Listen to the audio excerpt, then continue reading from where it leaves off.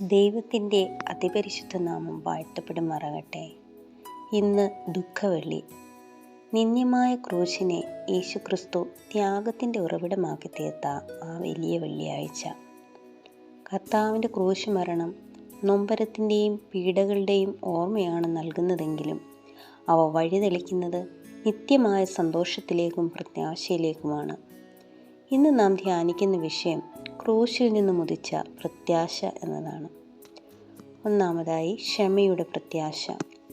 ലൂക്കോസിന്റെ സുവിശേഷം 23-34 പിതാവേ, ഇവർ ചെയ്യുന്നത് ഇന്നതെന്നറിയായകൊണ്ട് ഇവരോട് ക്ഷമിക്കണമേ എന്ന് പ്രാർത്ഥിക്കുന്ന യേശുവിനെ നമുക്ക് കാണുവാൻ സാധിക്കും. തലയോടിടം എന്ന സ്ഥലത്ത് ദുഷ്പ്രവൃത്തിക്കാരായ 2 പേരുടെ മധ്യത്തിൽ അവനെയും ക്രൂശിക്കുന്നു. പലരും പരിഹസിച്ചും നിന്ദിച്ചും മുൻപിൽ നിൽക്കുമ്പോൾ, അത്ഭുതങ്ങളും രോഗശാന്തിയും നൽകിയ കരങ്ങളിൽ ആണിയേറ്റിരിക്കുമ്പോൾ, അവൻ്റെ വേദനയിലും മറ്റുള്ളവരോട്, അവനെ ഉപദ്രവിച്ചവരോട് ക്ഷമിക്കണമേ എന്ന് പ്രാർത്ഥിക്കുന്ന നമ്മുടെ യേശു കർത്താവ് നമുക്കും നമ്മെ ഉപദ്രവിക്കുന്നവർക്ക് വേണ്ടി, നമ്മെ പരിഹസിക്കുന്നവർക്ക് വേണ്ടി പ്രാർത്ഥിക്കുവാനുള്ള കൃപ നമ്മുടെ മേൽ പകരപ്പെടുന്നതിനായി അവനോട് യാചിക്കാം. രണ്ടാമതായി രക്ഷയുടെ പ്രത്യാശ.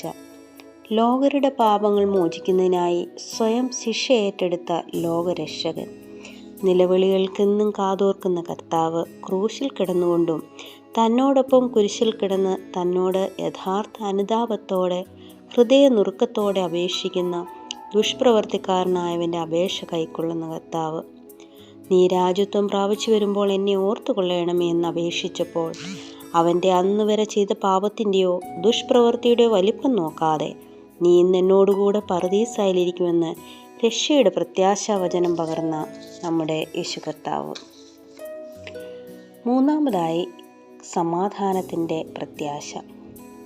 എഫേസ്യർ 2:14 ഇപ്രകാരം വായിക്കുന്നു: വേർപാടിനെ നടിച്ചുവർ ഇടിച്ചു കളഞ്ഞ് യേശുക്രിസ്തുവിൻ്റെ ക്രൂശ് മരണം വഴി മനുഷ്യനും ദൈവത്തിനുമിടയിലെ പാപഭിത്തി തകർത്ത് സമാധാനമുണ്ടാക്കിക്കൊണ്ട് യേശുക്രിസ്തു തൻ്റെ സ്വന്തം രക്തത്തിലൂടെ നാം ഓരോരുത്തരെയും ദൈവത്തോട് നിരപ്പിച്ചു.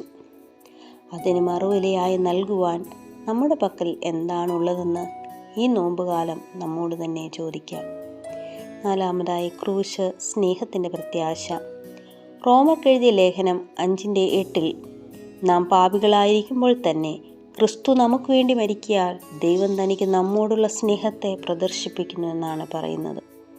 നാം അർഹതയുള്ളവർ അല്ലെങ്കിലും ദൈവം തൻ്റെ ഏകജാതനായ പുത്രനെ നമുക്ക് വേണ്ടി യാഗമായി നൽകി. അവനെ വിശ്വസിക്കുന്ന ഏവനും നിത്യജീവൻ അവകാശമായി നൽകി. ഈ നിത്യജീവൻ അവകാശിയാകുവാൻ നാം ഓരോരുത്തരും അർഹതയുള്ളവരാണോ എന്ന് നമ്മെ തന്നെ ശോധന ചെയ്യാം.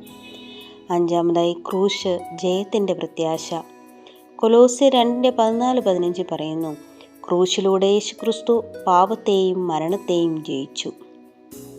അവൻ നമ്മുടെ അകൃത്യങ്ങൾക്ക് വേണ്ടി മുറിവേറ്റു. നമ്മുടെ സമാധാനത്തിനായുള്ള ശിക്ഷ അവൻ്റെ മേൽ ഉണ്ടായി. ഇത് യേശുക്രിസ്തുവിൻ്റെ മരണത്തെക്കുറിച്ച് 100 കണക്കിന് വർഷങ്ങൾക്ക് മുമ്പേ യെശയ്യാ പ്രവാചകനിലൂടെ വെളിപ്പെടുത്തിയ സത്യമാണ്.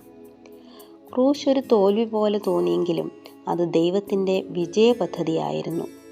ഈ രക്ഷ നമുക്ക് അനുഭവമാകണമെങ്കിൽ ഏകരക്ഷകനായ യേശുക്രിസ്തുവിൽ കൂടി മാത്രമേ സാധ്യമാകുകയുള്ളൂ.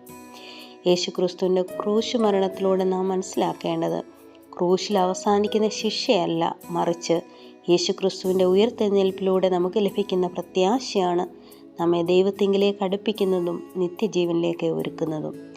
നാം നശിച്ചു പോകാതെ ആ നിത്യജീവൻ്റെ അവകാശികളായി തീരുവാൻ സർവശക്തനായ ദൈവം നമ്മെ സഹായിക്കട്ടെ എന്ന് പ്രാർത്ഥിക്കുന്നു. ആമേൻ.